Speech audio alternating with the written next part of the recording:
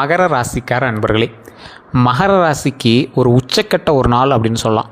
மகர ராசிக்காரர்களுக்கும் லக்கினக்காரர்களுக்கும், மகரத்திலே லக்கினம் இருக்குது சார் அப்படிங்கிறவங்களாம் இந்த வீடியோ ஸ்கிப் பண்ணாமல் பாருங்கள். ஒருத்தர் உங்களோடையே கூட பிரயாணிக்கக்கூடிய ஒருத்தர், உங்களுக்கு சின்ன சின்ன துரோகங்களை விளைவிக்க நினைக்கக்கூடிய ஒருத்தர் மறுபடியும் மனம் திருந்தி உங்களோடு சேர்ந்து இணைந்திருப்பார். அதாவது நீங்கள் வந்து துரோகின்னு நினச்ச ஒருத்தன் உங்களுக்காக நன்மை செய்ய ஆரம்பிப்பான். நன்மை செய்கிறான் அப்படின்னு நினச்ச ஒருத்தன் துரோகின்னு நீங்கள் வந்து நிரூபிப்பீங்க. குறிப்பிட்ட ஒரு ராசியில் இருக்கக்கூடிய இரண்டு நபர்கள், அவங்க ராசி நீங்கள் செக் பண்ணி பார்த்தீங்கன்னா தெரியும். அவங்க 2 பேர்னாலும் உங்களுக்கு தேவையில்லாத டென்ஷன் ஆகும். அது உங்கள் கீழே வேலை பார்க்குறவங்களா இருக்கலாம், உங்கள் ஃபேமிலியில் இருக்கிறவங்களா இருக்கலாம்.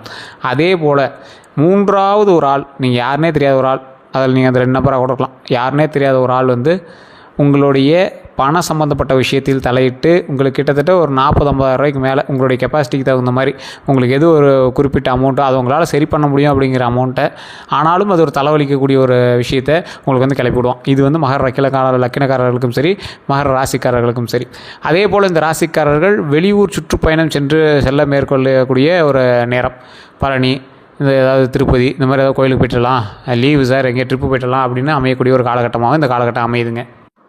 தொழிலில் பரவாயில்லையா இருக்கும், இருந்தாலும் தொழிலில் சின்ன சின்ன சிக்கல்களை சந்தித்து தான் அந்த பரவாயில்ல அப்படிங்கிறத நீங்கள் வந்து சரி பண்ணுவீங்க.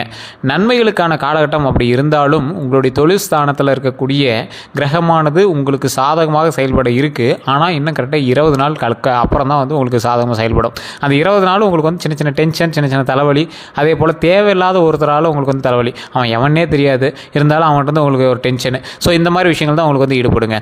நீங்கள் இந்த ராசிக்காரர்கள் எந்த அளவுக்கு முயல்கிறீர்கள் அந்தளவுக்கு வெற்றியை கை கொண்டு கொடுக்கக்கூடிய ஒரு அற்புதமான காலகட்டமாக இந்த காலகட்டம் அமையுதுங்க. தொழிலில் முன்னேற்றம் உண்டு, ஆனாலும் நாட்கள் எடுக்கும். குடும்பத்தில் சின்ன சின்ன சண்டைகள் அது மாதிரிலாம் இருக்கும். ஒருத்தர் சண்டை போட்டு போவாங்க, மறுபடியும் வந்து சேர்ந்துக்குவாங்க.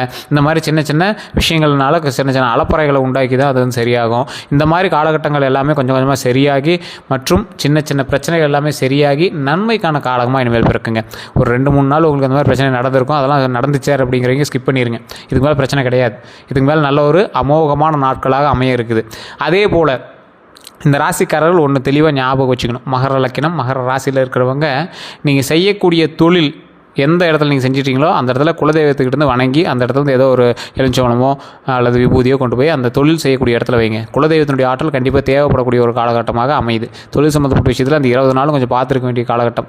அதாவது மே 6லேருந்து ஜூன் 6 வரைக்கும் ஓரளவு கொஞ்சம் சின்ன சின்ன அசம்பளோட அப்படியே ஒரு சின்ன அப்படியே ஒரு பதட்டத்தோடு கொஞ்சம் கொஞ்சம் மூவ் ஆக ஆரம்பிக்கும். இப்போ நீங்கள் ஏப்ரலில் தானே சார் இருக்கணும், மேவுக்கு எவ்வளோ நாள் இருக்குது அப்படின்னு கேட்டிங்கன்னா, இந்த ஏப்ரலில் உங்களுக்கு அந்த 20 நாட்கள் வந்து கொஞ்சம் யோசித்து தான் பண்ண வேண்டிய நாட்கள். அதற்கு பிறகு இருக்கக்கூடிய அந்த 1 மாத காலகட்டம் கொஞ்சம் பயபக்தியோடு பணிஞ்சு பண்ண வேண்டிய நாள். அதுக்கப்புறம் ஜூன் 6க்கு மேலே தான் உங்களுக்கு வந்து வெற்றிக்கான காலகட்டம் அப்படின்னே சொல்லலாம்.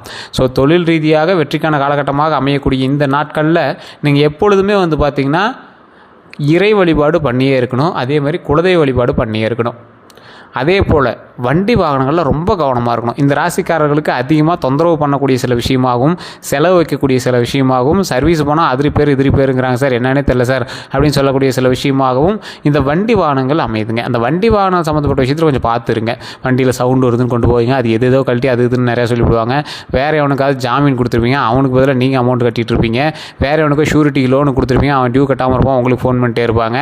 வேறு எவனோ ஒருத்தனை வண்டி வாங்கணும் அப்படிங்கிறதுக்காக நீங்கள் வந்து வண்டி கொடுத்துருப்பீங்க, ஏதோ அடமானம் வச்சு இந்த மாதிரி செயல்களில் ஏதாவது ஈடுபட்டிருப்பான்.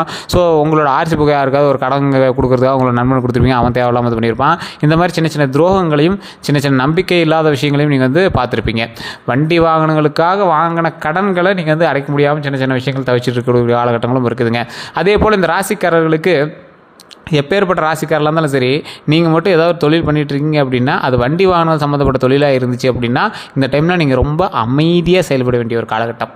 ரொம்ப அமைதியாக இருக்கணும். வண்டி அசசரிஸு, வண்டி சம்மந்தப்பட்டது, வண்டி வாகனம் சம்மந்தப்பட்டது, உதிரி வாகனம் சம்மந்தப்பட்டது, ஆட்டோமொபைல்ஸ், இந்த மாதிரி இண்டஸ்ட்ரியில் இருக்கிறவங்க ரொம்ப கவனமாக இருக்கணும். அதே போல் நிதித்துறையில் இருக்கிறவங்களும் ரொம்ப கவனமாக இருக்கணும்.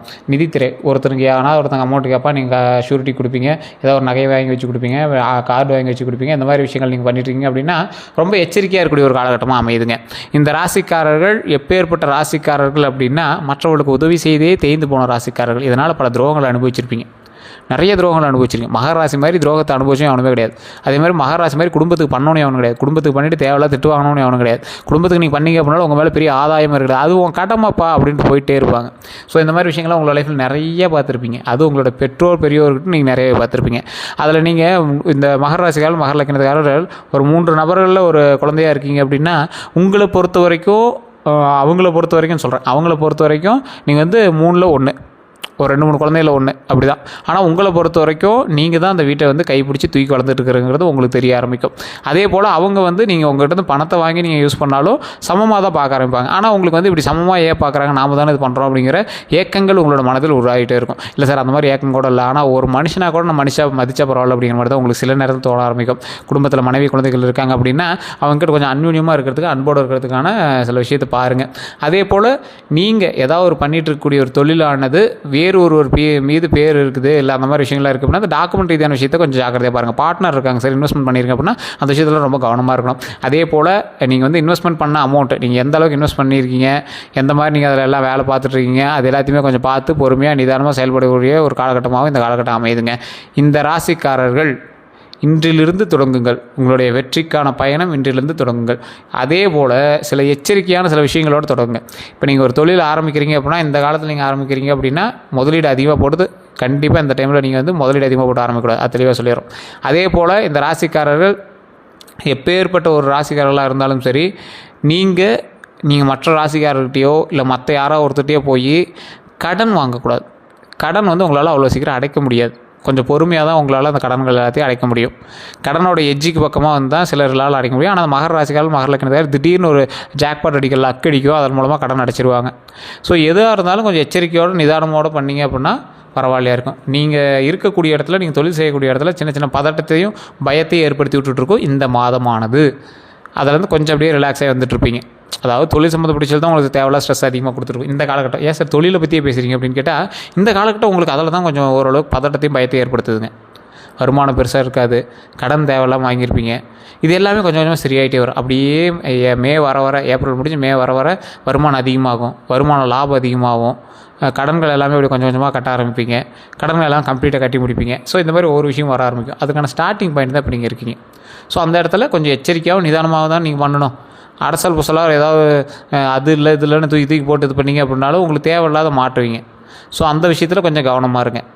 இந்த ராசிக்காரர்களுக்கு கல்வி சம்மந்தப்பட்ட விஷயம் பரவாயில்லையாக இருக்கும் இந்த காலகட்டத்தில். இருந்தாலும் கொஞ்சம் முன்னெச்சரிக்கையாகவும் முன்னேற்பாட்டாகவும் சில விஷயங்கள் செய்து பார்க்க முயற்சி செய்யுங்க. அதே போல் இந்த ராசிக்காரர்கள் ஏதாவது ஒரு வண்டி வாகனங்கள் புதுசாக வாங்குறீங்க அப்படின்னா தயவுசெய்து ஜாதகத்தை பார்த்துட்டு வாங்குங்க. இப்போ ஜாதகத்தை பாருங்கள், செக் பண்ணுங்கள், அதில் என்ன வந்திருக்கு ஏது வந்திருக்குன்னு செக் பண்ணுங்கள். அதுக்கப்புறம் நீங்கள் வந்து எது பண்ணாலும் பண்ணுங்கள். இந்த ராசிக்காரர்களுக்கு ஒரு லக்கு அடிக்கக்கூடிய ஒரு முக்கியமான நேரம் இந்த நேரம். லக் அடிக்குது அப்படின்னா அந்த லக்கை எப்படி பயன்படுத்தலான்னு பாருங்கள். கொஞ்சம் நிதானமாக எச்சரிக்கையாக பண்ணுங்கள்.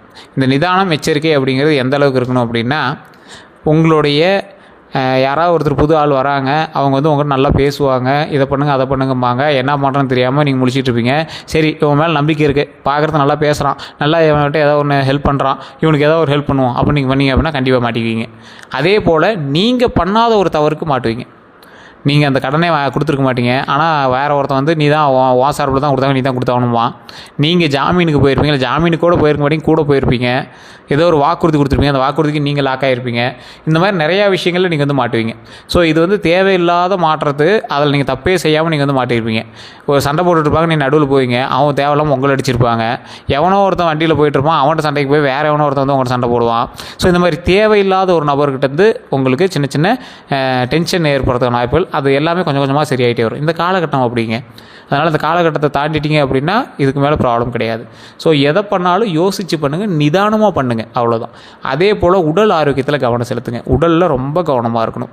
சாப்பிடக்கூடிய உணவுகளில் ரொம்ப கவனமாக இருக்கணும். வெளி உணவுகளை தவிர்த்துக்கோங்க.